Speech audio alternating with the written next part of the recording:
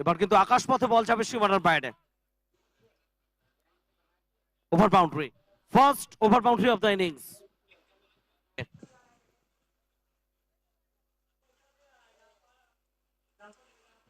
এবং অবশ্যই আপনাদের আরো একবার স্মরণ করাবো, আগামীকাল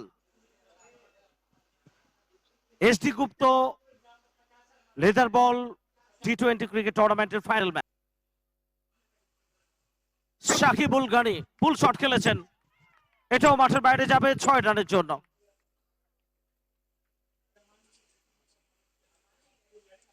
আজকে আপনারা দেখছেন NG Gupta leather ball cricket tournament.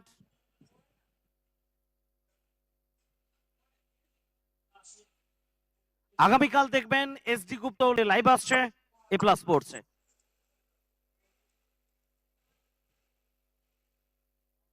Connection connection connection.